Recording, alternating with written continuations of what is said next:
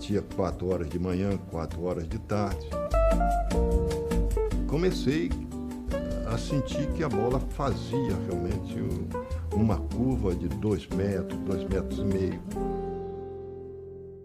Sejam bem-vindos ao 74º episódio do Folha Seca. O convidado de hoje é Marcos Mota, advogado especialista em Direito Desportivo, sócio fundador da Bichara e Mota Advogados. Marcos, bem-vindo à Folha.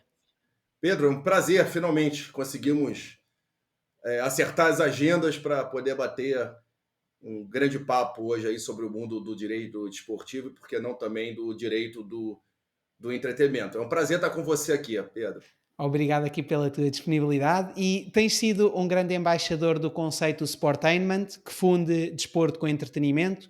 Quando alguém te pede conselhos sobre como iniciar a carreira no direito desportivo, sugeres que comece antes no direito do entretenimento, com posterior especialização na área do desporto, para ficar com uma visão mais holística acerca da indústria. Tudo é entretenimento, não é? Segundo a tua opinião. Eu acho que o mercado do futebol e do esporte ele passa por uma transição. Essa adequação do direito desportivo ou da indústria do esporte enquanto um pilar da categoria entretenimento, ela é fundamental para a sobrevivência e a manutenção econômica vamos falar aqui do futebol, que é o nosso esporte maior aqui na nossa atividade, no nosso dia a dia. E eu venho experimentando isso já há alguns anos. Eu acho que essa mudança ela foi acelerada, né? Acho que após a pandemia houve uma aceleração em função da digitalização, das outras formas de monetização do esporte. Então eu acho que isso é irreversível, né? Essa mudança. Então, geralmente, quando eu dou algumas aulas aí pelo mundo, inclusive 2 semanas atrás eu estava dando aula no Real Madrid e falava sobre isso, né? Contava a minha história com o Real Madrid e que ali, para mim, eu estava na casa, né, do Sportainment, como eu gosto de chamar. A gente pode falar sobre isso um pouco depois, mas geralmente quando me pedem conselhos sobre como atuar, como iniciar na indústria, eu geralmente peço para que o aluno ou o profissional que queira se reposicionar, como você muito bem disse, Pedro, tenha uma visão mais holística da indústria. Porque nós, advogados, aqui eu faço um pouco uma meia-culpa, né, tendo participado de momentos importantes legislativos e de regulamentos, tanto no Brasil, como na Europa, como na FIFA, fazendo parte de algumas comissões, alguns working groups, alguns task force. Nós sempre temos a tendência de legislar e de criar arcabouços jurídicos baseados puramente no futebol, como se o futebol fosse uma bolha suspensa, imune a qualquer tipo de influência de outros mercados e de outras áreas, né? Então, acho que isso já mudou, acho que não é nenhuma questão que irá mudar, acho que já mudou, e eu acho que essa nova geração de profissionais que venham atuar nessa área tem que estar preparado para essa mudança, porque é um mercado extremamente competitivo, é um mercado sofisticado, mas, ao mesmo tempo, é um mercado de grandes oportunidades, caso o profissional tenha essa visão holística, Pedro. E nessa questão, Marcos, do Sportainment, é naturalmente também bastante importante o culto do atleta, tem sido assim, e algo que tu referes, que é, por exemplo, as pessoas conhecem os abdominais do Cristiano Ronaldo, conhecem o cabelo do Neymar, no entanto não conhecem praticamente a voz do Messi, como referes. O que é, na tua visão, também importante para a construção dos mitos, ou essa questão da imagem. Aquilo que eu te questionava, também porque tu referes algumas vezes que redigir um contrato de trabalho te leva muito pouco tempo relativamente, enquanto redigir um contrato de direitos de imagem te leva muitíssimo mais tempo e é um contrato bem mais complexo. Então eu questionava-te como é que vês essa questão, não é? Ou seja, como advogado, e já tendo trabalhado com muitos jogadores de topo, como o Neymar, por exemplo, como é que tu vês isso a ser trabalhado pelos próprios atletas e o quão proveitoso isso pode ser durante a carreira do atleta, em termos financeiros e eventualmente outros? Esse é um ponto interessante, Pedro. Você repare que os 3 maiores atletas, outro dia me perguntam se eu acho quem é o melhor jogador, o Messi ou o Cristiano, né? Esse debate que sempre se trava. Eu costumo dizer que o Messi eventualmente é o melhor, mas sem dúvida nenhuma o Cristiano é o maior, né? Pela visão que o Cristiano sempre teve, e eu tenho aqui o privilégio de ter conhecido o Cristiano na transferência dele de Portugal para a Inglaterra, né? Eu sou um grande amigo, inclusive, do Jorge Mendes, o empresário do Cristiano, que, vamos dizer, é ele, a equipe dele. Eu acho que tem grande contribuição nesse posicionamento que o Cristiano tem hoje. Eu acho que o Cristiano tem uma leitura de mercado muito inteligente. Ele tem um posicionamento, ele costuma estar no lugar certo, na hora certa, se posicionar da maneira correta, e é um cara que, sem dúvida nenhuma, aí extrapolou as 4 linhas. Claro que isso não se aplica a todo jogador, né? Nem todo jogador você consegue aplicar esses princípios do esporte enquanto entretenimento, ou do conceito que eu costumo dizer do players are the new players, né? Mas, sem dúvida nenhuma, os jogadores hoje são grandes protagonistas, e os clubes ou as organizações esportivas, na verdade, hoje nada mais são do que grandes hubs de conteúdo, né? Onde os 90 minutos do jogo é apenas uma vertical desse grande espetáculo, né, que é o futebol. Até porque, Pedro, se você for ver, eu costumo dizer isso muito. Ontem mesmo eu conversava com um atleta brasileiro de grande renome na Europa, não é o Neymar, de um grande jogador brasileiro de renome na Europa, que está começando a se posicionar um pouco, pensar um pouco mais aí na sua carreira, já ali caminhando para o seu final de ciclo enquanto jogador, 90 minutos, que a única coisa que temos em comum, né, eu, você, Pedro, o jogador, o Cristiano, ou o Messi, ou o Neymar, ou esse atleta, ou qualquer, enfim, celebridade, vamos dizer assim, ou qualquer pessoa comum, é a limitação de tempo. Você tem 24 horas por dia na sua vida, assim como eu, né, assim como o Cristiano, assim como o Messi. E eu não conheço pessoas que sejam bem-sucedidas, que aluguem tempo, né? Para mim, as pessoas, até porque ele tem uma limitação. E por que eu digo isso? Que o jogador que pensa que ele pode ter uma carreira, ser um diferente, como costumo dizer, né? E são poucos os diferentes, né? Você tem grandes jogadores, grandes craques, eu tive a honra e o privilégio de trabalhar com muitos deles, e você tem os diferentes, né? Então, se você quer ser um diferente, obviamente, você tem que pensar muito além do que te contratam. E, geralmente, te contratam para você jogar 90 minutos, 2 vezes, 3 vezes por semana, e ali você tem uma limitação de tempo, de espaço. Então, o jogador, eu acho que quer ser diferente, ou o profissional da indústria do esporte e do entretenimento que quer ser diferente, ele entrega muito mais além dos 90 minutos, ele entrega muito mais além de 1h30, 2 horas de show, ele entrega muito mais além de 1 hora de um programa de televisão, né? Então, essa é a diferença entre os grandes e os diferentes. A questão de como você encara e como você administra e gestiona a parte monetizável do teu tempo, né? Então, esse conceito do players are the new players, como eu gosto muito de dizer, que os jogadores são novos protagonistas, é exatamente sobre isso, né? Como monetizar além dos 90 minutos, como monetizar além do que você é contratado, ou além, como costumo dizer, do contrato de trabalho, que na verdade um contrato de trabalho é a relação que eu chamo de linear, enquanto a carreira do diferente ela é exponencial, né?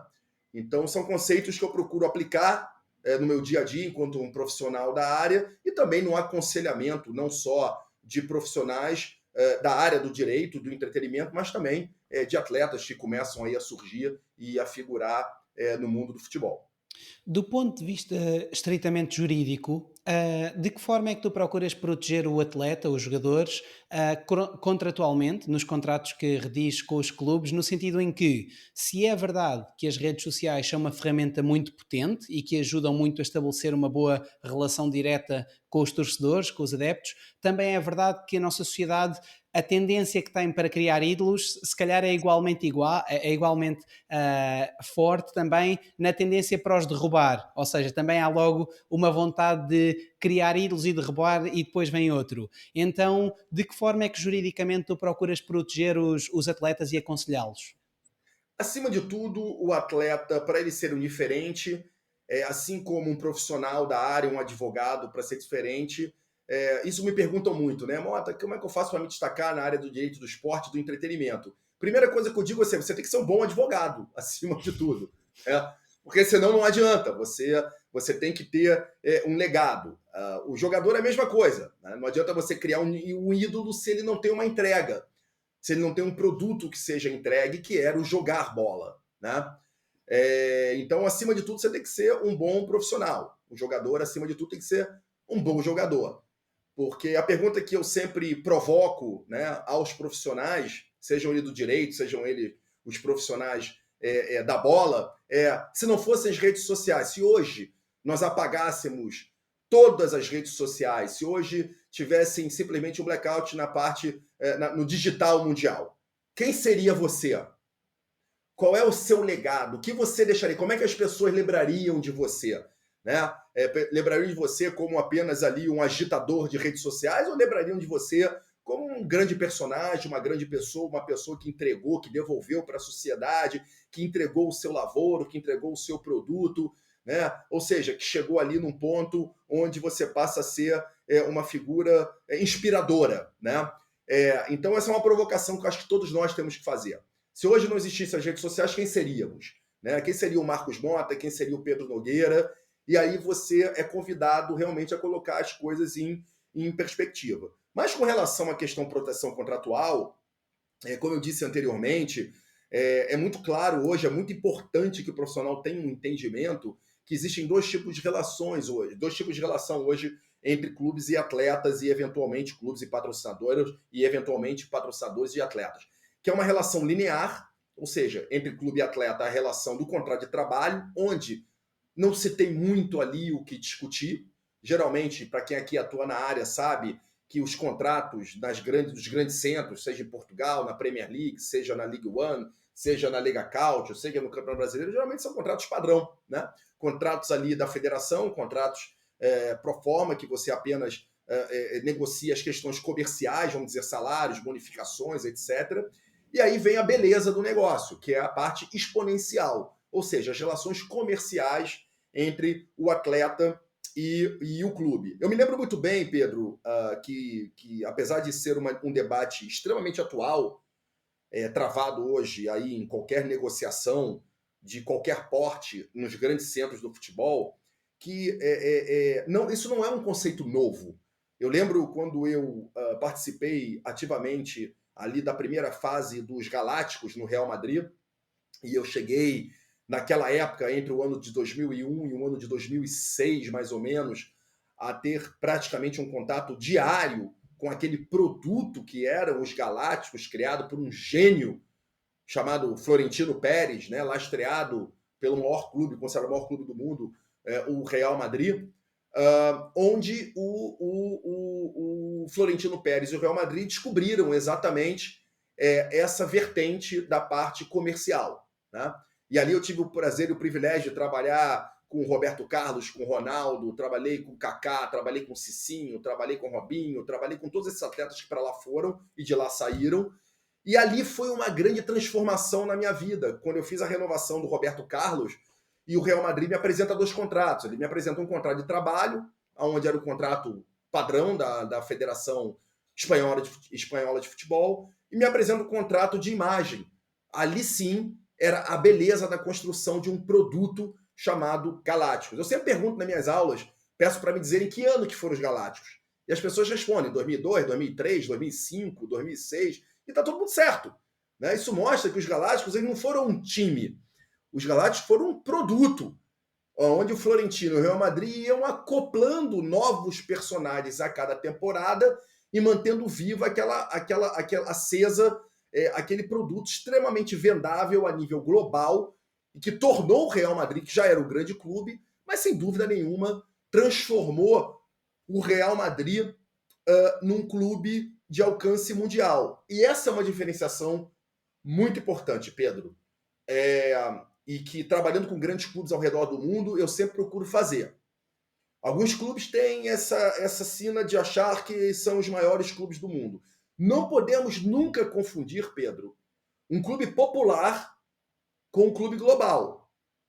Um clube popular é um clube de muitos adeptos, um clube de muitos torcedores, um clube global é um clube que tem a capacidade de extrapolar as suas fronteiras e conseguir monetizar em escala global. E isso vem exatamente com o entendimento de que o clube era, na verdade, antigamente, um time que se transformou numa agremiação, que se transformou, eventualmente, num veículo de negócio e que se transforma hoje exatamente num hub de produção de conteúdo 24/7, 365, que eu chamo da monetização 365. Isso faz um grande clube global, como, por exemplo, o Manchester United, que tem 80% da sua base monetizável e a sua fanbase fora da Inglaterra. Né? Esse é um clube global. Um Real Madrid, que enche um estádio na Coreia, enche um estádio no Japão, enche um estádio onde quer que seja, no Brasil, né? No Oriente Médio. Então, esse é a grande visão que eu acho que os gestores e os profissionais que atuam na área, assessorando hoje em dia clubes e atletas e investidores e que seja, devem ter sobre o mercado. Na, na parte do futebol, Marcos, tu noutro plano foste diretor de futebol da base e representante internacional do Flamengo entre 97 e 2000.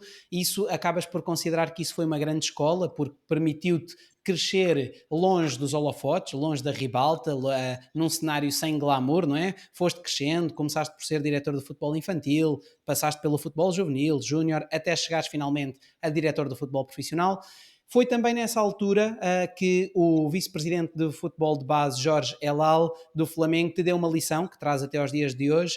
Dizia ele que quando tudo estiver a dar errado, naqueles momentos em que a equipa só perde, em que nada resulta, é preciso criar um fato novo. Subir um jogador dos júniores ao futebol profissional, passar o lateral para o centro, fazer algo que possa mexer com a equipa. Eu questionava-te agora... olhando para isto, lá está, da tal forma holística, como tanto gostas de falar, talvez fosse interessante também expandir esse conceito para outras áreas, por exemplo, a gestão de carreira dos atletas, ou seja, quando há algum problema no relacionamento com os adeptos, quando o atleta faz alguma coisa no campo que não corra bem, se calhar merecia a pena olhar para isso com esses olhos de mexer alguma coisa, alterar algo que pudesse alterar e melhorar a situação do atleta. Então eu também te questionava neste sentido, até que ponto é que esse ensinamento poderá ser aplicado a outras áreas da tua vida diária?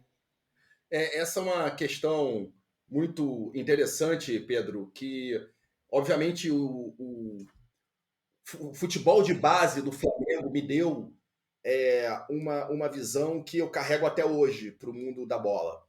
É claro que nem sempre o futebol na minha vida foi aqui em câmeras ou foi em luzes e, enfim, em entrevistas e representando grandes jogadores. E é claro que, por vezes, essa posição que o futebol me alçou hoje em dia, você tem uma tendência, às vezes, de se tornar um pouco rarefeito, né? Ou seja, você se torna um pouco ali acima, tentando ver o mercado um pouco fora da bolha. Mas, ao mesmo tempo, o futebol e aquela época da divisão de base, eles sempre me trazem para a raiz, né, dos problemas. Porque o que nós vemos na imprensa, Pedro, o que nós vemos nos holofotes, o que nós vemos no Twitter, na internet, é 0,1% do futebol. É 1% do futebol.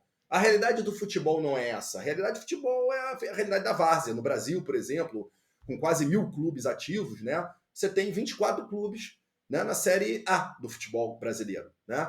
E os outros 966 clubes, aonde ficam, como sobrevivem, e aqueles jogadores que agora, enquanto falamos aqui, né, estão lá tentando, de alguma forma, vencer no meio do futebol. E ali trabalhei com grandes profissionais no Flamengo. Né? Aliás, o futebol, o meu início de carreira, tanto na esfera do futebol brasileiro como na esfera internacional, foi um manancial de lições. Claro, Jorge Elal foi um presidente do qual eu tive a honra de ser seu diretor, enquanto ele era vice-presidente de futebol do Flamengo, um homem de extrema experiência no futebol, ele que me ensinou muitas lições, como essa que você disse, por exemplo, né, o espiral, né, enfim, quando as coisas entram numa espiral negativo, você tem que trazer um fato novo. Muitos dizem que foi o fato novo, por exemplo, o cabelo do Ronaldo na Copa de 2002. Aquilo era um fato novo, onde você tirava a atenção do joelho e de um possível problema físico que ele tinha, você tirava o foco dele, né, para o cabelo. E deu no que deu. Então, e outras grandes lições que eu tive, que o jogo de domingo você começa a ganhar na segunda-feira, né? Ou seja, que time ganha jogo e a diretoria que ganha um campeonato, ou seja, né, todo um planejamento que uma diretoria deve fazer. Então, assim, você trabalhar com o futebol é você não ser um engenheiro de obra pronta. Você realmente, algumas coisas hoje que passam longe da percepção do grande público, da velocidade das informações que circulam acerca de alguns fatos que envolvem o futebol. Para nós que temos, como diria outro grande professor meu, Isaías Tinoco, ex-supervisor supervisor do Flamengo, talvez os nossos 5 minutos a mais, talvez tenhamos à frente de alguns, ou eventualmente 5 minutos a menos, que tenhamos à frente de outros, né? Nos traga uma percepção um pouco diferente das coisas que acontecem no futebol. Porque no final do dia será sempre sobre pessoas, será sempre sobre gente. É engraçado isso que você tocou, da questão das crises. Eu gosto muito de gestão de crises. Eu costumo dizer que tem 2 áreas onde a gestão de crise ela é quase que uma Disneylândia, uma Las Vegas da crise. É a área do esporte, né, que você pode ter uma crise a cada dia, a cada semana, a cada vitória, a cada derrota, e a área de aviação, né, que, enfim, um desastre aéreo é uma Las Vegas de crises de todos os tipos e tamanhos que você tem que administrar. Conversava isso outro dia, inclusive, com um grande gestor de crise aqui no Brasil, e eu participo de muitas gestões de crise. E gosto muito. E ontem mesmo, eu digitava sobre isso, se você me permite, há 21 horas eu tweetava, eu gosto de Twitter, eu dizia que ao jovem advogado eu aprendi em gestão de crises que o maior desafio de um conselheiro é dizer o óbvio e ajudar a separar o que é angústia, o que é possibilidade e o que é impossível. Em momentos agudos, o tamanho da dor não tem a ver necessariamente com o tamanho da ferida. Então, isso é muito do nosso dia a dia, né? Porque as pessoas falam muito da digitalização da sociedade, que o robô e o digital e as máquinas vão substituir o homem, né? A atividade humana. Eu costumo dizer que tem 3 coisas que a máquina nunca vai substituir o homem. Primeiro é o gray hair, né? Os nossos pelos, os nossos cabelos brancos. O segundo seria o rocket science, né? Que o Sam chama, aquelas coisas que nós ali, às vezes, temos aqueles insights que, às vezes, independe da sua senioridade ou não. E o terceiro é o poder de hesitação. A máquina não hesita. Se você digita um número errado no seu celular e aperta o Enter, ele vai ligar o número errado, né? Ao passo que, se você perceber, enquanto humano, que digitou o número errado, provavelmente você vai deletar e vai digitar o número correto.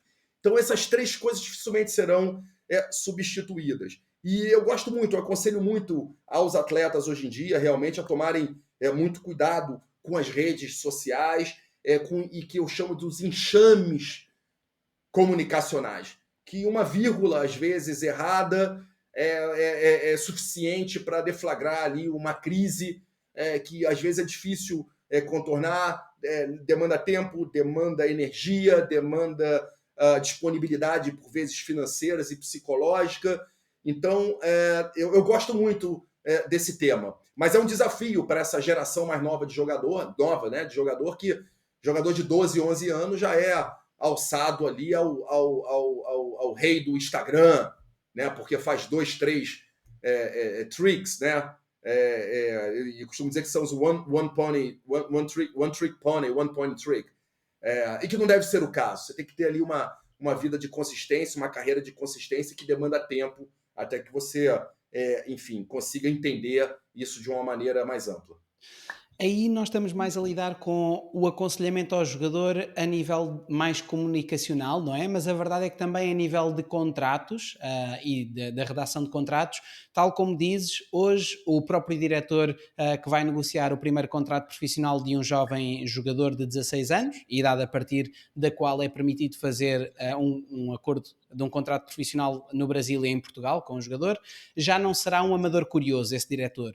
E, portanto, dizes que a partir partir dessa idade, o jovem deveria ser acompanhado por um profissional, um agente ou um advogado, ou pelos seus pais, caso estes tenham uma boa condição intelectual para entender a importância dessa fase da carreira, para negociar o seu contrato, não apenas em termos de salário, mas também de cláusulas, bónus, etc. Então, questionava também um bocadinho sobre, partindo do pressuposto que os pais têm essa capacidade intelectual, tornar-se-ão, na tua visão, o agente e o advogado redundantes, pelo menos durante essa faixa dos 16 aos 18 anos, ou continua a sua presença a ser benéfica pela sua previsível maior experiência?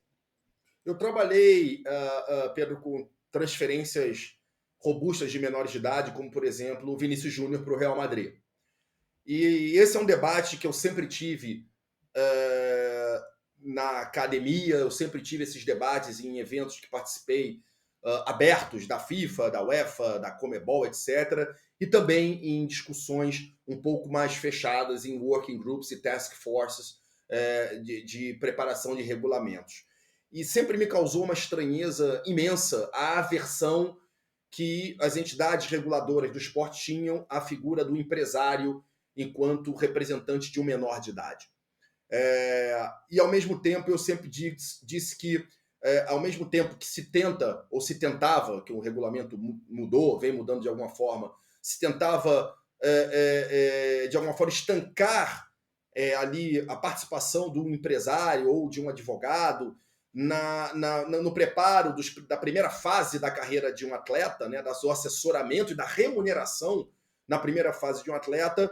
Ao mesmo tempo, essas mesmas entidades capacitavam e capacitam cada vez mais no Permanent Education de profissionais executivos. Eu dou aula, por exemplo, no MBA, né, do Real Madrid, eu dou aula no MBA, no curso de gestão da FIFA, por exemplo, né, do Club Management da FIFA, onde são 40 alunos escolhidos entre 400 por ano, de applications, de discussões com profissionais do mais alto nível de todo o mundo. E esse é um profissional que sai dali daquela cadeira, já vindo com uma bagagem, sai dali com uma bagagem muito maior, e é esse profissional extremamente qualificado e habilitado, às vezes pertencendo a multi-club ownership groups, pertencendo a grupos econômicos no futebol, que envolvem bilhões de dólares, vai negociar, por vezes, com os pais de um jogador de 16 anos saindo de uma favela do Rio de Janeiro. Não me parece razoável nem justo esse tipo de relação. Por isso que eu sempre advoguei e defendi a tese de que os jogadores abaixo de 21 anos, abaixo de 16 anos, quando assinam não seu primeiro contrato de profissional, mas quando eles têm a sua primeira relação contratual, seja ela como amador, como aprendiz, como atleta de infantil, como atleta, como eu disse, amador na primeira fase da sua carreira, tenham um acompanhamento direto. Porque já vi, não uma vez, mas várias vezes na minha carreira, jogadores se perderem ao longo da sua carreira, na segunda e terceira fase, em função de contratos mal geridos na sua primeira fase. Você imagina que com 16 anos o jogador pode assinar um contrato ali, vamos dizer, de 3 anos de acordo com a FIFA, em 5 anos de acordo com o Brasil, ainda com uma questão de uma renovação, ou seja, dos 16 aos 26 anos, eventualmente esse jogador fica preso ao seu clube formador, caso não seja bem assessorado. Isso é praticamente toda a estruturação de uma carreira que é desenhada dentro de uma indústria onde a juventude, a idade importam muito, até no valuation de um atleta. É a eterna procura do novo Neymar, a eterna procura do novo Messi, a eterna procura do novo Cristiano Ronaldo. Então eu acho que a primeira fase de um atleta, sem dúvida nenhuma, é a mais importante. Tanto é verdade, Pedro, que as negociações nos quais participamos, de jogadores abaixo de 21 anos, nós temos uma influência muito maior e uma responsabilidade muito grande. Diferente, por exemplo, quando eu trabalho numa transferência de um Lewandowski para o Barcelona, né, onde a gente apresenta o contrato para o Robert e o Robert simplesmente vem aí comentando todo o contrato, sabe o que gosta, o que não gosta, se é azedo, se é amargo, se é doce, se é bom, se é ruim, porque ele já fez pelo menos 6, 7 contratos daquele. Agora, um jogador jovem, ele não tem essa sofisticação para entender o seu posicionamento, o seu poder de barganha, o seu leverage negocial, enquanto negocia com um grande clube, ou mesmo um clube pequeno, que pode ser ali a entrada para um clube, às vezes maior, ou para uma liga um pouco maior. E com um mau aconselhamento ou uma má decisão, lá está, podendo no Brasil fazer-se os tais contratos por um período de 5 anos, o jovem acabaria por ficar ligado, vinculado até aos 21, não é? Com o risco que isso acarretaria, não é? Sim, e com potencial de direito de renovação, de extensões contratuais, não sabe direito o que assina, fora a parte comercial, né, dos jogadores que são diferentes. Nós assessoramos aqui alguns jogadores de 17 anos, 16 anos, que não tenham a menor dúvida, já você vai ver aí figurando nos grandes clubes. Você veja o Endrick, por exemplo, um jogador de 17 anos que foi negociado com 16 anos, né, para o Real Madrid. Um jogador extremamente bem assessorado, inclusive pelos mesmos empresários do Vinícius Júnior, né? Agora assessorado pela Rock Nation, toda poderosa, do Jay-Z, que traz essa visão do negócio do futebol enquanto negócio do entretenimento, que é uma relação completamente diferente. Até me perguntava um aluno lá no Real Madrid que tipo de especialização ele deveria fazer, se eu sugeria algum tipo de especialização fora da área do futebol ou do direito desportivo. Eu digo, sim, especialize-se em propriedade intelectual. A propriedade intelectual hoje é o petróleo da área do esporte e do entretenimento, né? Ela é, sem dúvida nenhuma, ali um combustível monetizável importantíssimo para os clubes e pouco entendido pelos atletas e seus assessores.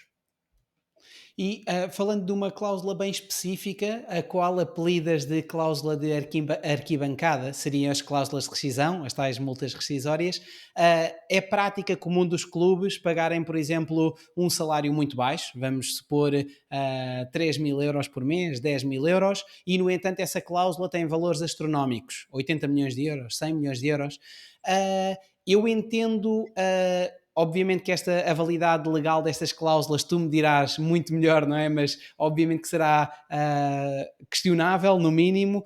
No entanto, também é verdade que é uma forma dos clubes de se protegerem e de poder puxar a brasa à sua sardinha, não é? Como se diz em Portugal, tentar retirar as melhores condições para si. Por exemplo, se fosses diretor... o que é que tu farias? Ias mais no sentido de colocar cláusulas astronómicas? És contra esse tipo de valores por achares que não têm a validade? Qual é que é a tua visão? Olha, quando um cliente entra no nosso escritório e ele pergunta, doutor, o que o senhor acha? Eu digo para ele, olha, tá vendo todos esses livros aqui? Todos esses podem ajudar no seu contrato. E tá vendo todos aqueles livros ali? Todos aqueles podem atrapalhar o seu contrato. Ou seja, depende muito de quem você representa, né? Eu chamo isso hoje em dia das cláusulas inteligentes, dependendo por quem você esteja. A cláusula que você citou, eu chamo de cláusula de arquibancada, porque é aquela cláusula que o clube faz questão de divulgar na imprensa na hora que assina. Um jogador jovem de 18 anos, com salários às vezes de 5, 10 mil euros ao máximo, com cláusulas rescisórias, como diz o próprio clube, mais altas do que o do Mbappé, por exemplo, né? E aí vem aquele enxame, né, comunicacional das redes sociais, né, do torcedor orgulhoso do seu clube por ter um jogador de 18 anos com uma cláusula maior do que eventualmente a do Mbappé. E nós, profissionais um pouco mais afeitos a esse tipo de cláusula, de previsão contratual, sabemos o quão fácil é derrubar uma cláusula de 800, 900 milhões de euros para um jogador que ganha 10, 15 mil euros. Não me parece proporcional, repito, nem justo, nem razoável a existência de uma cláusula dessa. Mas, como você bem disse, por vezes o clube coloca esse tipo de cláusula que eu costumo chamar por um efeito psicológico, por um efeito de proteção contratual. Não que o clube espere receber aquele valor, mas ele sabe que um potencial clube ou uma potencial saída do atleta imotivada ou unilateral, ela vai estar ali de alguma forma balizada psicologicamente por alguns zeros, né? Enfim, naquele contrato, que sem dúvida nenhuma, no primeira leitura, a primeira reação é: uau, ele tem uma multa rescisória alta, vamos negociar.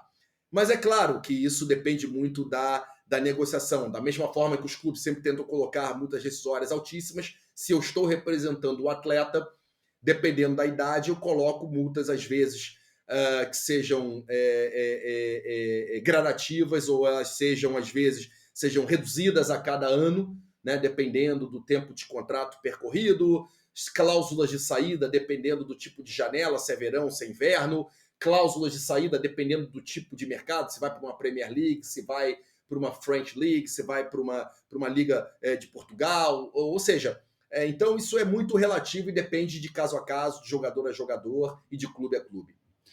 Uma coisa que é inegável, já ninguém discute, naturalmente, é o progressivo aumento da complexidade dos contratos no futebol, quer os de trabalho, quer os comerciais, que tem naturalmente originado a necessidade crescente de acompanhamento dos jogadores por parte de profissionais especializados, advogados, os próprios agentes. Aproveitava então a tua presença também para te questionar como tu vês, como tu analisas a evolução das cláusulas que têm vindo a ser cada vez mais importantes ao longo dos últimos anos, mas até mesmo como é que prevês, que tipo de cláusulas prevês que venham a ser agora, começar a ser implementadas nos anos vindouros, nos próximos anos? Pedro, eu estava falando com você, virando ali para trás, não é à toa, não é por acaso. Eu estou aqui no meu escritório e eu tenho aqui, por coincidência, o primeiro contrato, você deve ter visto, já deve ter apresentado isso para você, o primeiro contrato que eu fiz no futebol. É o original esse contrato. Eu guardo ele com muito carinho, mostrava até ele outro dia para o meu grande querido amigo Miguel Ângel Gil, diretor e proprietário do Atlético de Madrid. Estávamos num evento juntos no Oriente Médio e eu tenho uma foto com ele antiga e é um grande amigo, um dos grandes amigos que o futebol me deu. E esse foi o primeiro contrato que nós fizemos. Aqui eu representava o Flamengo e o Miguel assinava pelo Atlético de Madrid ainda. E foi uma operação aqui do Juninho. Do Juninho. Esse aqui foi do Juninho. Foi a primeira, assim, junto com a do Gamarra. E esse contrato aqui, você veja como eram as operações. Esse contrato foi assinado no dia 4 de janeiro do ano 2000, ou seja, 24 anos atrás, né? Mais de 24 anos atrás. Era um contrato de apenas 3 páginas, um contrato muito simples, né? E, enfim, que não trazia grandes problemas, assessorado por um advogado com pouca experiência à época.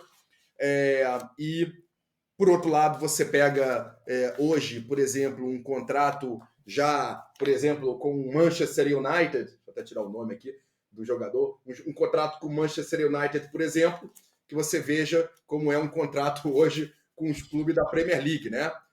Aqui, então, repito, um contrato do ano 2000 e um contrato de 2024. Obviamente, a complexidade dos temas que são tratados nesse tipo de negociação exigem, sem dúvida nenhuma, profissionais qualificados e não, como você bem disse, que eu gosto muito de usar esse termo, amadores entusiasmados, né? Então, você precisa realmente ter um entendimento do futebol, não só enquanto advogado, mas mas também, sim, como um homem de negócio, né? Eu acho que o advogado, o bom advogado é aquele que caminha lado a lado do seu cliente, tenta antecipar alguns movimentos de mercado. Eu acho que esse é uma das razões do grande sucesso da nossa equipe, do nosso escritório. Já esse ano fazemos aí 22 anos do nosso escritório. Então, é interessante que você tem exatamente esses profissionais. Um escritório que começou com basicamente eu fazendo todos os contratos. Hoje, nós temos a parte de corporate, nós temos a parte de tax law, temos a parte de propriedade intelectual, temos a parte de contratos, temos a parte de civil law, ou seja, compliance, integridade. Você precisa de profissionais que entendam realmente todas as vertentes de um contrato desse. E nós, advogados, o mercado ele é muito mais rápido do que a legislação. A FIFA, o legislador de Portugal, o legislador brasileiro, o legislador francês, o legislador inglês, tenha certeza, Pedro, que ele está sempre um passo atrás do mercado. O mercado ele sempre caminha de maneira muito mais rápida do que o legislador. Então é um grande desafio o legislador tentar refletir todas essas invenções, a criatividade, porque acima de tudo o advogado tem que ser criativo.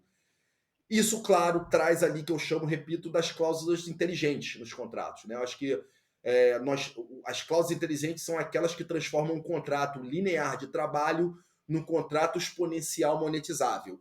E ela vai desde a parte comercial, da propriedade intelectual, passando também pelas variáveis e as bonificações e os performance bônus dos contratos. Desde clean sheet para zagueiros, passando por títulos, passando por assistência, tempo jogado. Ou seja, outro dia eu fazia um contrato, por exemplo, de um grande jogador, uma estrela do futebol mundial, aonde nós incluímos, por exemplo, que o jogador teria uma participação, na sua parte comercial, obviamente, em novos patrocínios angariados a partir da assinatura do seu contrato, e não só isso. Veja você, do stadium attendance, ou seja, da capacidade que esse atleta tem de lotar estádios. Agora, você imagina uma redação de uma cláusula de performance baseada, né, em stadium attendance, definição, o que é attendance, né? O que é capacidade máxima, o que é capacidade média, quem define isso, né? Ou seja, isso é de uma complexidade incrível. Mais uma curiosidade, todos os clientes nossos que vocês veem com tatuagens, por exemplo, Pedro, quando você vê um grande cliente nosso com uma nova tatuagem, por exemplo, tenha certeza que quando ele foi fazer a tatuagem, ele levou com ele um termo aonde o tatuador foi obrigado a assinar, dando um disclosure, com ele um assignment dos direitos de criação sobre aquela tatuagem. Porque já vimos casos dos Estados Unidos, por exemplo, de atletas da NBA que figuram em grandes campanhas publicitárias ou em jogos eletrônicos, em metaverso, onde a tatuagem é uma característica do atleta, ou seja, ela é parte monetizável da figura do atleta enquanto personagem, e dali um tatuador foi e fez um claim contra o atleta, querendo alguma participação nos seus ganhos comerciais, porque, segundo ele, a obra dele também ajudava o atleta a monetizar a sua carreira fora das quatro linhas. E uma questão, Marcos, falavas nessa questão dos bónus de performance, como por exemplo dos clean sheets. A verdade é que isso, nos teus tempos do contrato do Juninho, do Gamarra, eram coisas vistas, definidas a olho, não é? Muito subjetivo. Hoje em dia é uma coisa bem mais quantificável, ou pelo menos bem mais, é possível procurar prever com muito mais dados, com o tal Big Data, e eu sei que também te fazes valer de empresas, trabalhas com uma empresa específica de análise de dados, e essa empresa também procura ajudar-vos a aumentar a chance de que esses bónus de performance sejam atingidos, não é? Como é que olhas para esta questão, inclusivamente a evolução nos anos próximos? Eu acho que a questão dos dados, como eu costumo dizer, os dados, assim como propriedade intelectual, são o petróleo monetizável do esporte. Não há grande clube, grande corporação, grande empresa que não se utilize de uma inteligência de dados para extrair ao máximo a sua capacidade monetizável, seja na sua relação com o patrocinador, seja na sua relação com o torcedor, com o fã, através da experiência, e não se pode dar experiência a alguém se você não conhece esse alguém, né? Então, para você conhecer bem o seu torcedor, que eu chamo do know your client, isso serve para o advogado, né? Para eu atender bem um cliente, eu tenho que, no mínimo, saber sobre esse cliente. Isso aqui é um exemplo dessa relação. Você está aqui comigo batendo um grande papo e veja a quantidade de informações apuradas que você tem sobre minha carreira, sobre contratos, sobre histórias, sobre situações que foram vividas. Ou seja, você tem informações que fazem esse papo aqui fluir de maneira muito melhor. E eu acho que o profissional ele tem que ter, sem dúvida nenhuma, a tecnologia e todas essas possibilidades como aliadas ao seu trabalho e não como inimigas. Nós já há algum tempo, já logo no início, sempre fizemos valer, já há mais de 5 anos, Pedro, foi que utilizamos dados para poder ter uma discussão um pouco mais lógica e não só de achismo numa situação com um atleta, por exemplo, onde ele é ofertado por um clube um contrato baseado num valor fixo e um valor baseado em bônus de performance. Isso é muito comum hoje em dia, até porque nós temos um mercado hoje extremamente controlado no que se diz respeito a fair play financeiro, né? A saúde financeira dos clubes. Você vê aí todo dia sai alguma coisa da Premier League, sai alguma coisa da League One. É uma realidade que se tem e cada vez estará mais presente na gestão dos clubes.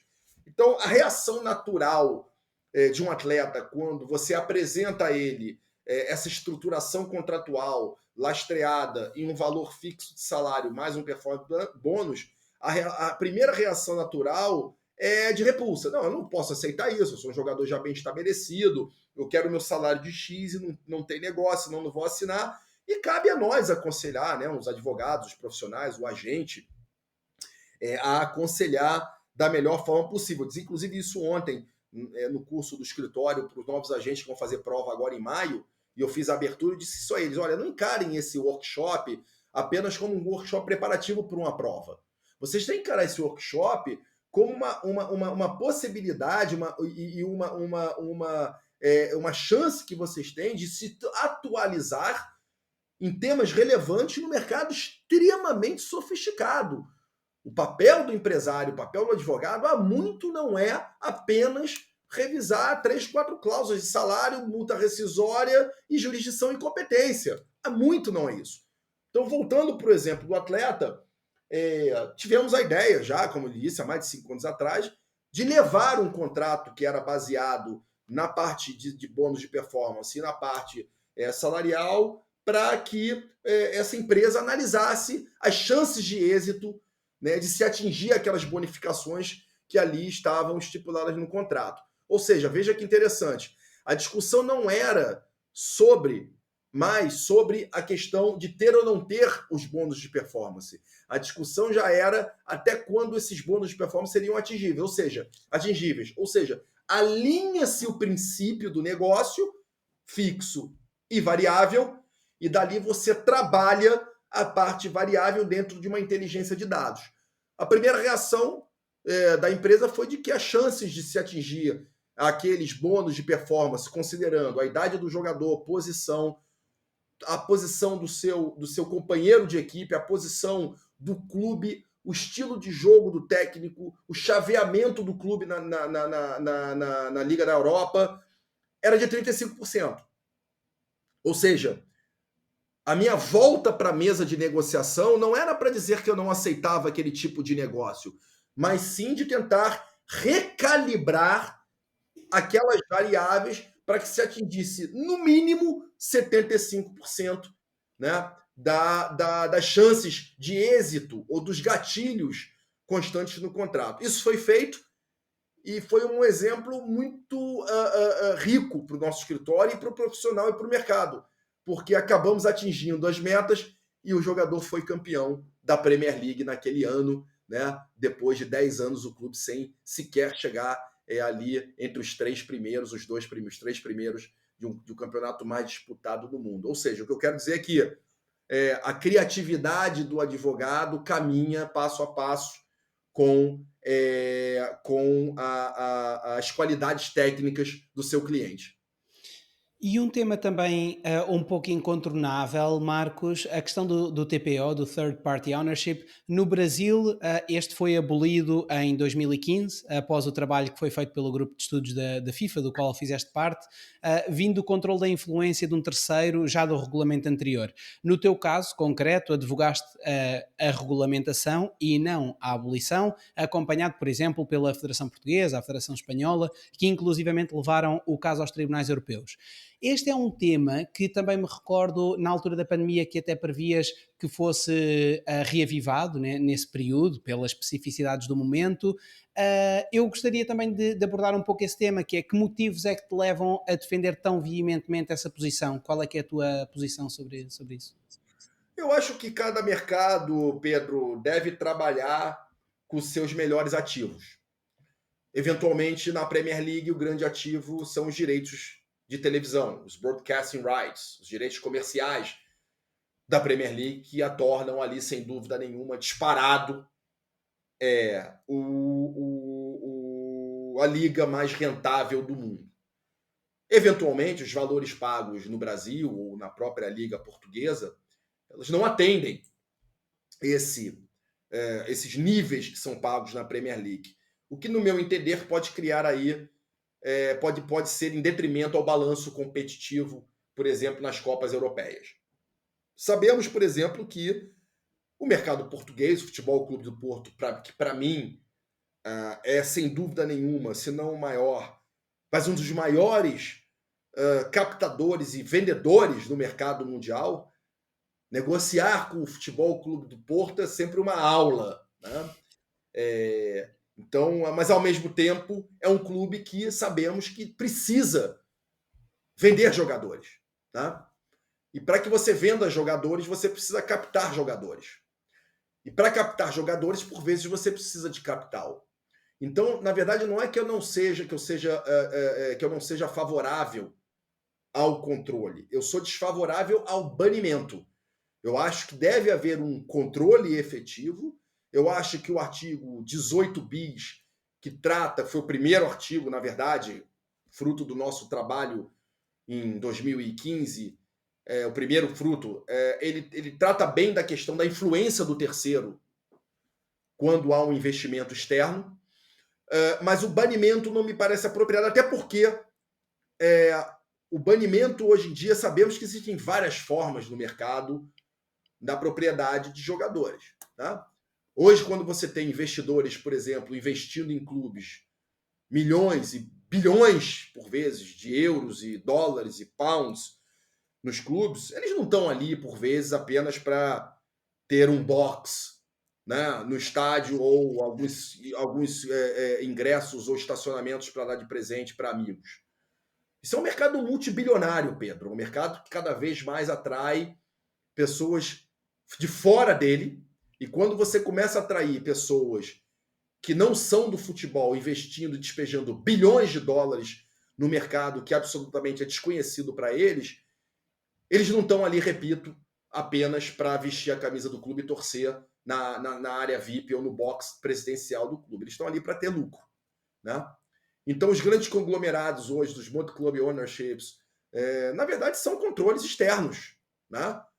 Que você tem sobre clubes. É um grande desafio. Eu acho que, inclusive, a tendência do mercado atual, as duas grandes tendências, Pedro, para os próximos 10 anos, sem dúvida nenhuma, que vai moldar o mercado do futebol, são os chamados MCOs, os Multi-Club Ownership Structures, que, na verdade, essa terminologia MCO, MCI, Multi-Club Investors, é, na verdade, uma modalidade de investimento no futebol, né? Você tem, às vezes, ali, modalidades como leverage buyout, você tem modalidades como investimento minoritário, investimento majoritário, investimento direto, investimento indireto, multi-club ownership, ou seja, uma plataforma com vários investimentos em vários clubes diferentes. Você tem investimento nas ligas, como foi agora aqui no Brasil, o Grupo Mubadala investiu com o CVC, investido lá na La Liga, por exemplo. Você tem os investimentos indiretos.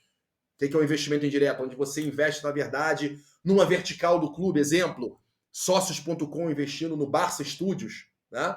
Ou seja, uma vertical do Barcelona que detém propriedades intelectuais do clube. Em vez de vender o clube, você vende parte de uma vertical que detém direitos de propriedade intelectual.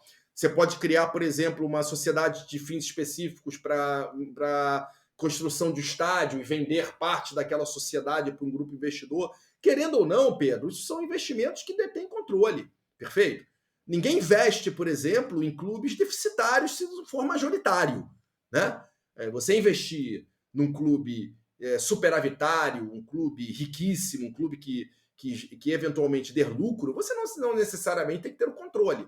Agora, se você investe num clube deficitário, mas num bom mercado, que tem um upside ali, futuro de negócio, é claro que você tem um controle. Se você tem um controle externo, obviamente você tem influência, né? Então você vê que é uma linha ali muito tênue, essa definição de influência, de ownership, né? Você vê third-party ownership e multi-club ownership, né? Os dois têm a mesma terminologia, inclusive. Não estou dizendo em absoluto que há aqui uma burla ao regulamento, mas é apenas um convite para uma reflexão, para onde vamos, né, nos próximos 10 anos da nossa indústria. E há uma questão, Marcos, que é, por exemplo, se nós nos focarmos agora na questão da reforma dos agentes de jogadores de 2003, de 2023, da FIFA, atualmente em suspenso, por aconselhamento da própria FIFA às federações nacionais, enquanto se aguarda a ação judicial interposta por vários agentes, tendo o caso, como sabemos, sido também encaminhado para o Tribunal Europeu de Justiça.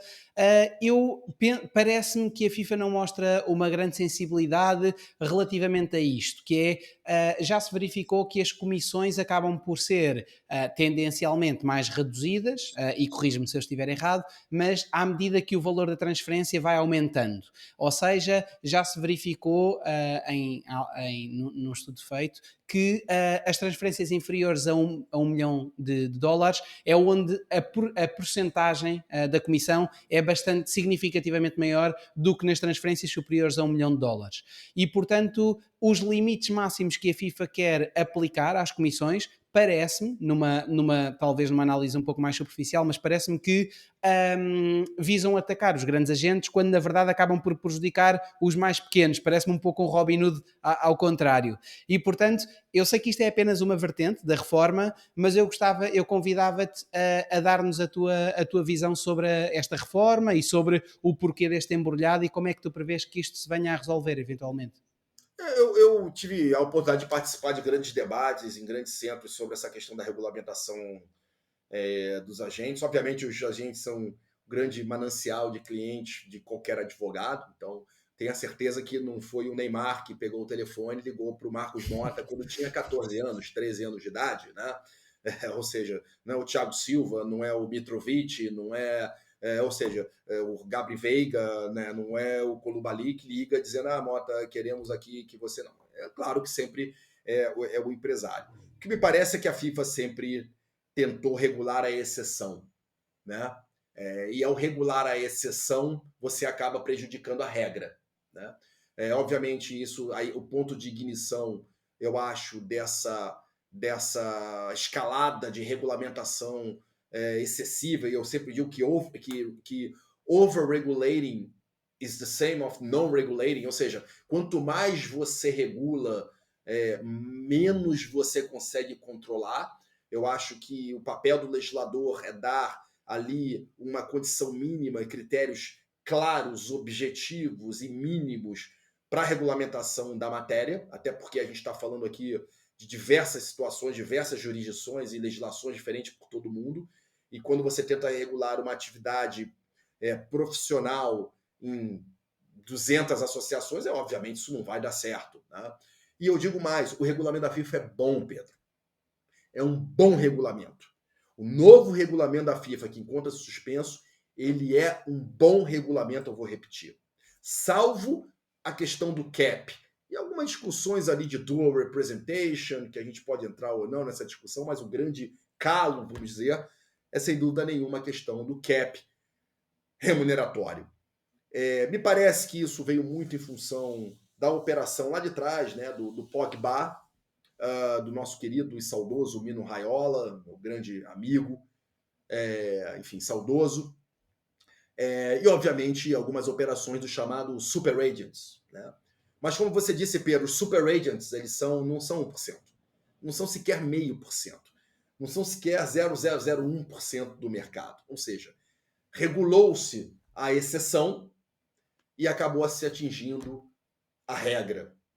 Eu lembro de um estudo que eu não vou me recordar de onde eu vi, que mostrava, numa desses debates, um empresário e um estudioso holandês apresentou, mostrando que na França a remuneração média de um agente de futebol é de 27 mil euros anuais.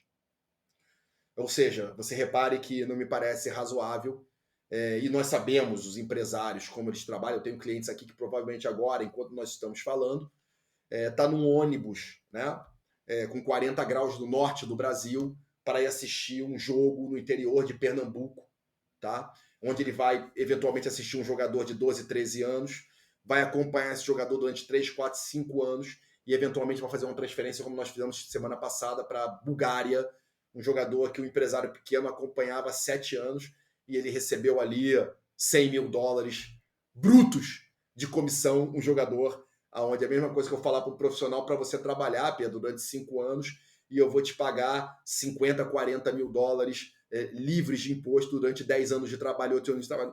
Não me parece razoável dentro da sua especialização e da sua capacidade, Pedro. Mas, de qualquer forma, eu sempre disse que o mercado se autorregula. Não existe, por exemplo, comissão de mais de 10% da Premier League. Se você pega os 5 maiores clubes da Premier League, dificilmente, Pedro, você consegue uma comissão acima de 8%. Dificilmente. Por quê? Porque esse clube tem um controle financeiro. Esse clube hoje em dia tem dono.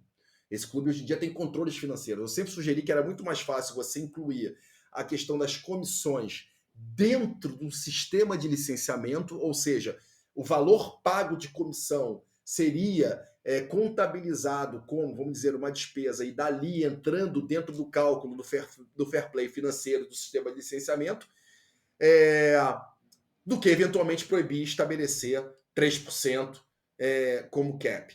Então, eu acho que o mercado se autorregula. Nossa experiência, dificilmente, para não dizer praticamente nunca, fizemos contratos de comissão acima de 10%. Nem lembro a última vez que fizemos um contrato de comissão acima de 10% antes do regulamento.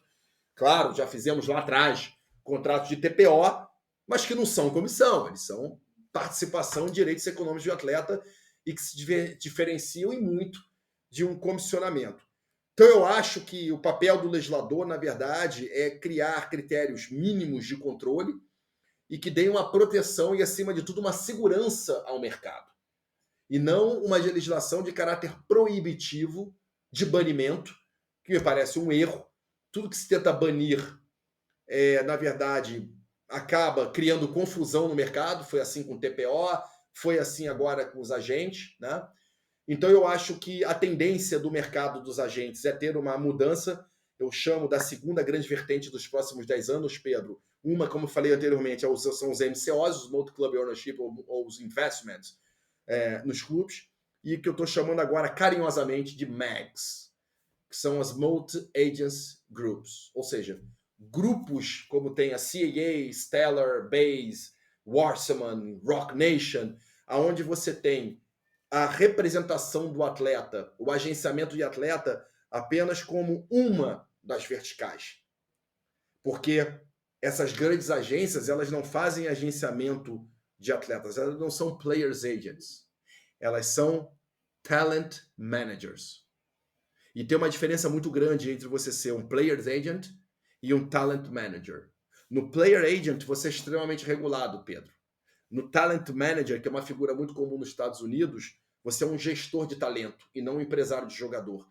E quando você é um gestor de talento, você pluga muitas verticais que vão muito além da representação, do foco apenas numa transferência de um atleta e indo para vertentes de propriedade intelectual, comercial, que essas, meu amigo, estão absolutamente fora do escopo, da competência e da jurisdição das entidades organizadoras de futebol.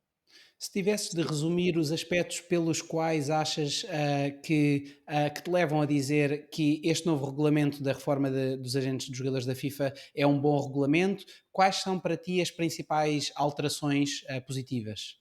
Olha, eu acho que a questão dos critérios mínimos ali da representação, a questão da idade, a questão da remuneração do menor de idade, obviamente a FIFA, a criação do tribunal, né, dos agentes da FIFA, isso é fundamental. Você imagina na época da desregulamentação da atividade, que eles não gostam de chamar de desregulamentação, mas é uma regulamentação desregulamentada.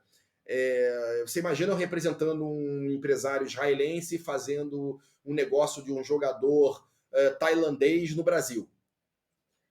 Ou seja, é uma confusão de difícil solução e que causa uma incerteza no mercado. Na hora que a FIFA traz para si a jurisdição e a competência para julgar e sancionar uma operação mal sucedida ou regular com critérios mínimos essa relação de representação que é uma regulamentação e uma relação muito séria, que ao final é uma relação de prestação de serviços, ela anda bem no seu novo regulamento, mas ela peca na hora de dizer quanto o máximo que esse profissional pode ganhar. Não há, por exemplo, na Ordem dos Advogados do Brasil, dizendo o máximo que o Marcos Mota deve ganhar numa operação. Mas existe sim dizendo quanto o mínimo que o Marcos Mota deve ganhar assessorando, ou seja, existe uma base mínima de remuneração que protege o advogado, mas não existe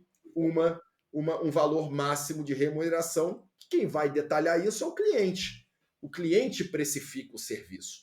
E, obviamente, o profissional tagueia quanto acha que vale o serviço. Então, é uma discussão bastante interessante. Eu torço para que haja essa solução. Eu torço para que a questão do cap seja melhor regulamentada. Eu até sugeri na época que houvessem ali caps de remuneração, ou seja, operações acima de 1 milhão. Se você pega pelo estudo que você citou da FIFA, a quantidade de operações acima de 500 mil dólares, acima de 1 milhão de dólares, 10 milhões de dólares, 50 milhões de dólares de valor de transferência, né, a maior é entre 100 mil e 1 milhão de dólares. Então, se a própria FIFA tem esse estudo, eu acho que ali sim ela podia, de alguma forma, colocar de forma gradativa. Quer fazer um cap? Ok, 10% no máximo para operações até 5 milhões de dólares, ou 1 milhão de dólares, 2 milhões de dólares, operações acima de 50 milhões de dólares, máximo de 8%, 7%, quem paga a quem. Ou seja, existem outras maneiras de você fazer essa regulamentação que não seja proibindo ou capeando ali uma remuneração de um profissional que está efetivamente prestando um serviço. Claro, porque como estavas a comentar nesse exemplo do agente, do ônibus, do autocarro, atenção, por vezes os agentes levam, como referias, 10 anos de investimento em viagens, em oferta de produto, eventualmente, e portanto, na verdade ao estarmos a limitar esses agentes, quer se queira, quer não, e olhando para a questão de uma forma racional, acaba por estar a prejudicar e a não contribuir para um mercado competitivo, não é? No melhor dos sentidos da palavra. Pedro, eu acho que a FIFA tentou, na verdade, atingir os super agents, porque a gente está falando aqui das grandes operações, das grandes comissões, né? Mas, ao mesmo tempo, ela acabou atingindo o pequeno empresário. Então, e fortalecendo o grande empresário. Por quê? Porque na minha prática diária aqui, o que eu mais vejo são empresários pequenos com medo de perder jogadores para os empresários grandes. E na hora que o empresário pequeno não consegue se remunerar para minimamente manter a sua atividade, ele não tem outra solução a não ser se juntar com um empresário grande. E cada vez que um empresário pequeno, com 2, 3 jogadores de potencial, se junta a um empresário grande, ele se fortalece como proteção e, ao mesmo tempo, ele fortalece cada vez mais o empresário grande. Então, eu acho que pode ter aí uma tendência, sem dúvida nenhuma, do fortalecimento dos grandes empresários e, obviamente, com o advento das MAGs, que são as grandes agências, comprando as agências menores. Então, eu acho que isso aí, sem dúvida nenhuma, será aí a vertente na próxima década do futebol. Entrando na reta final da nossa conversa, do nosso papo, Marcos, a certo dia em conversa com o Neymar e com o seu pai, quando se discutia a possibilidade de o Neymar poder vir eventualmente a ser o melhor jogador do mundo, jogando no Brasileirão, desta tua opinião, de que para ser o melhor ele teria sempre de jogar contra os melhores e que, portanto, ele deveria de se transferir para a Europa. Achas que, desde logo por esse motivo, o futebol brasileiro, mesmo com a nova liga, eventualmente, pensas que jamais conseguirá rivalizar com os principais campeonatos europeus a ponto de se estabelecer como um dos melhores campeonatos do mundo?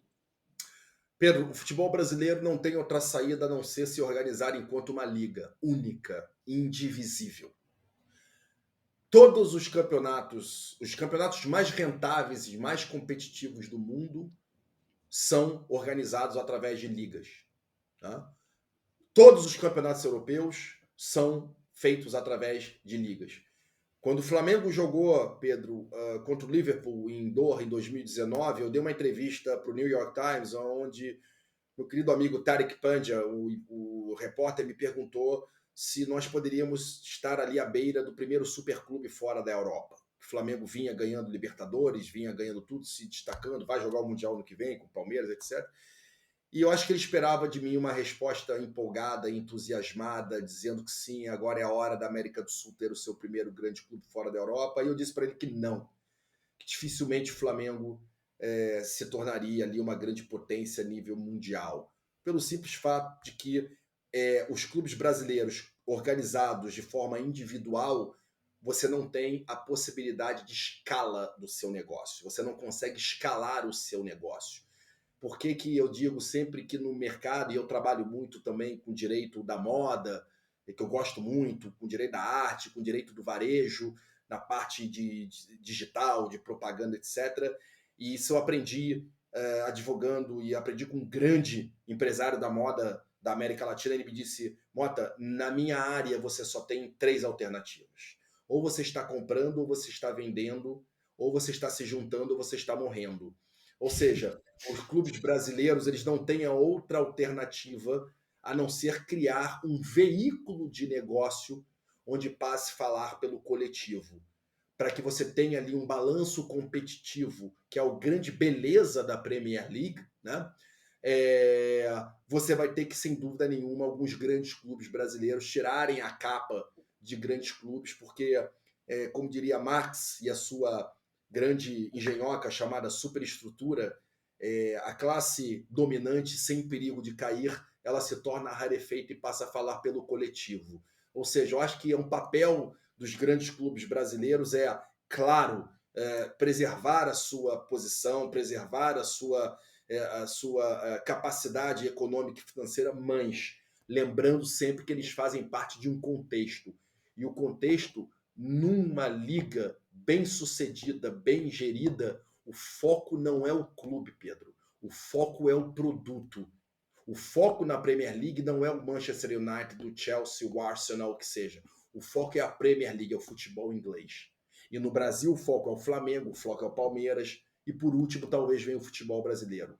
Então, enquanto nós não tivermos um veículo de negócio organizado, um guarda-chuva, aonde debaixo desse guarda-chuva você tenha todos os clubes brasileiros e esse produto fale pelo coletivo, dificilmente o futebol brasileiro vai conseguir ser escalável. E você precisa de escala para se tornar competitivo e para se tornar ali, sem dúvida nenhuma, protagonista no mercado extremamente complexo como é esse mercado global do futebol. Até porque, Pedro, eu tive uma discussão dessa numa muito interessante nos Estados Unidos, numa palestra que eu estava participando, que existem mudanças nos clubes que são impossíveis de serem implementadas em clubes menores. As implementações de gestão, de fair play financeiro, de governança implementadas, por exemplo, num FC Porto, dificilmente serão implementadas num Portimonense, por exemplo, num clube de menor porte. A única maneira que um clube de menor porte consegue implementar algum tipo de prática de um grande clube é através de um veículo de negócio, onde a mudança ela não é pontual, ou seja, ela não é uma mudança interna de um clube. A mudança ela é sistêmica. Você muda todo o sistema e todo mundo que está debaixo daquele sistema se beneficia. Então, repito, não vejo outra saída para o futebol brasileiro, Pedro, que não seja a criação de uma liga única, mas isso, sem dúvida nenhuma, terá a ser feito em detrimento de alguns posicionamentos que nós vemos hoje, que vocês acompanham pela imprensa. Antes da tua sugestão de conteúdo, Marcos, e linkando, fazendo a ligação com o início da nossa conversa, com a questão do sportainment, a forma como o futebol se imiscui com o entretenimento, a verdade é que o futebol hoje em dia não só compete a nível do entretenimento com outro tipo de plataformas, não é? Extra desporto, Netflix e tudo mais, mas dentro do próprio desporto há desportos que têm vindo a apresentar nos anos mais recentes uma evolução diferente, não é? Eu sei que há um desporto que diz muito, o skateboarding, e por exemplo, tu deves ter vindo a acompanhar nos últimos anos a evolução desses indicadores, mas por exemplo, desde logo no estudo que a consultora PwC fez durante a pandemia, em 2020, mostrava como os urban sports, os desportos urbanos, como o próprio skateboarding, se encontravam já no quarto lugar do ranking de desportos em potencial de crescimento de receitas e, portanto, e tu identificas isso no tal sentido, grande sentido de comunidade. Aliás, tu dizes que usas Vans, já o fazias nos anos 80, não é? E quando tiveres 70 vais para ver continuar a usar os ténis da marca Vans.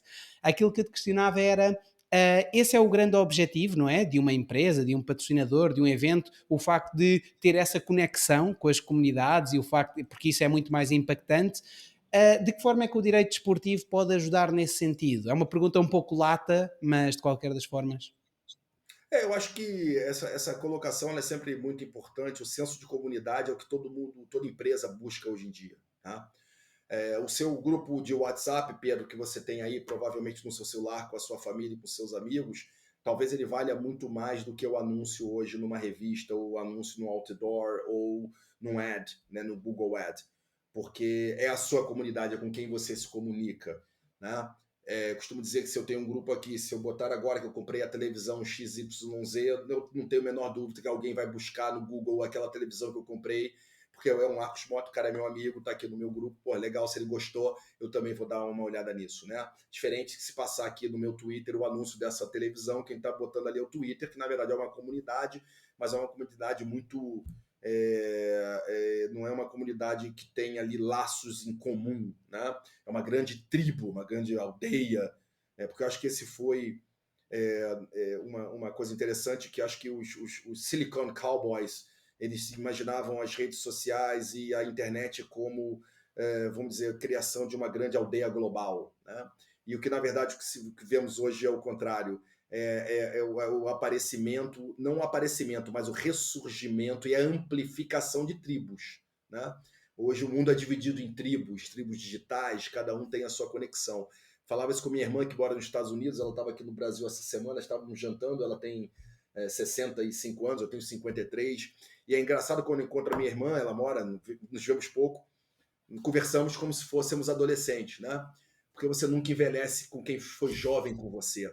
Toda geração tem um código, toda comunidade tem um código. Eu acho que o grande segredo é achar esse código. E o direito esportivo tem uma comunidade, o direito esportivo tem um código, né? Então eu acho que é papel dessa comunidade sempre ter esse olhar, repito, um pouco mais holístico, mas principalmente parar um pouco de olhar para a bolha. Né? Nós temos essa tendência na área do desporto de sempre acharmos que somos imunes e isentos do bem e do mal, vamos regular a famosa lex esportiva, especificidade do esporte, ou seja, essas invenções que nós fomos criando, que tudo se justifica pela especificidade do esporte, tudo se justifica, né, pelo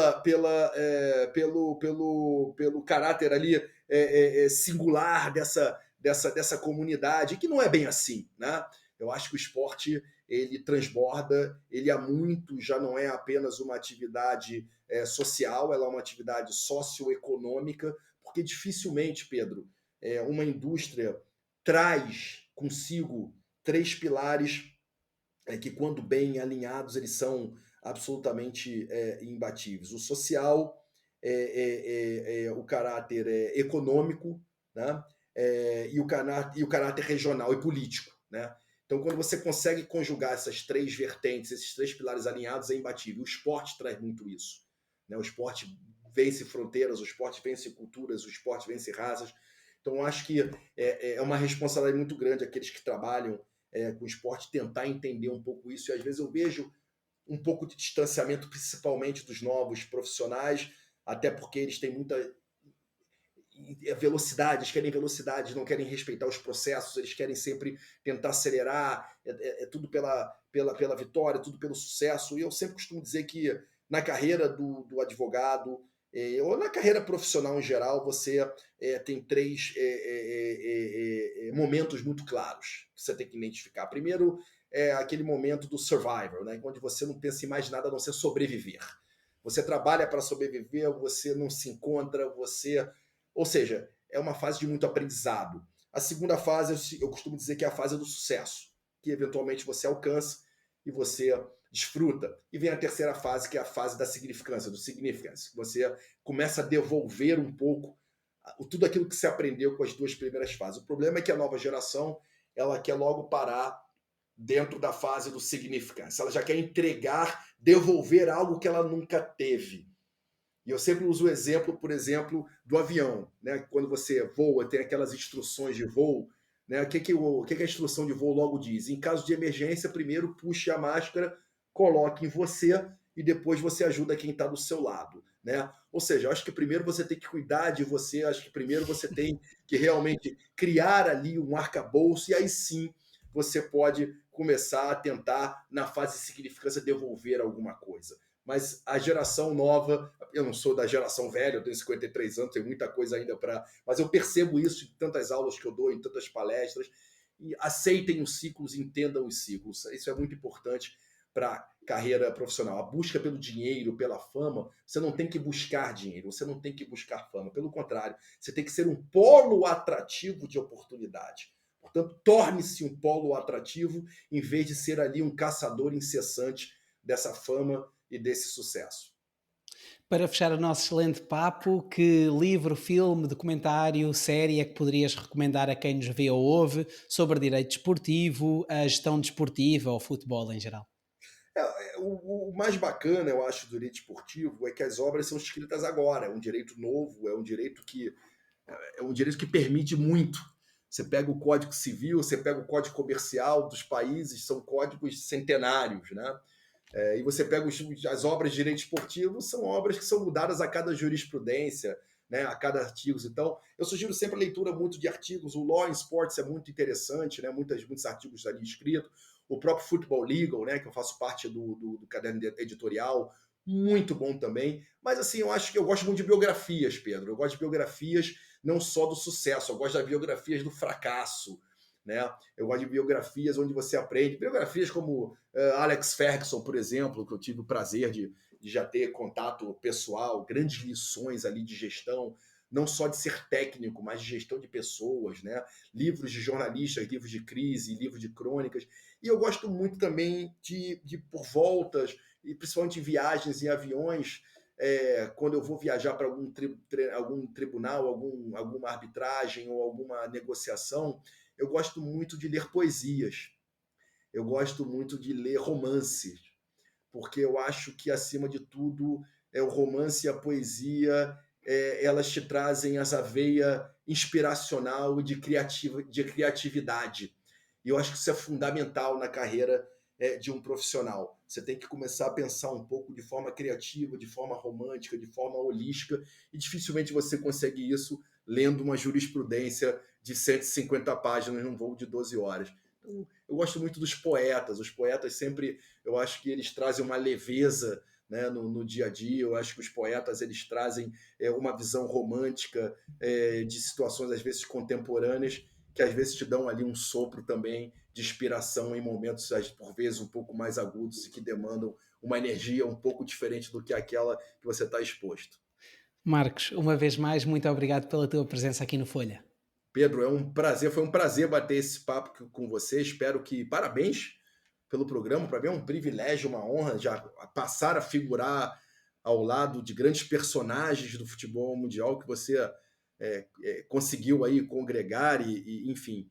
E eu tenho certeza que cada um tem uma história diferente, eu tenho certeza que cada um tem uma experiência diferente. Não existem melhores, não existem piores, existem experiências. Todas elas acho que devem ser compartilhadas. E eu espero que esse nosso papo de hoje sirva de alguma forma, ou numa vírgula, ou numa frase, ou nele inteiro, sejam de inspiração aí para os que estão chegando e para os que já estão. Muito obrigado, Pedro. Muito obrigado uma vez mais, e a todos aqueles que nos veem ou ouvem, já espero que tenham gostado e sigam, caso queiram acompanhar mais conversas sobre a gestão desportiva, o Folha Seca nas redes sociais e nas demais plataformas de streaming. Um abraço a todos. Obrigado.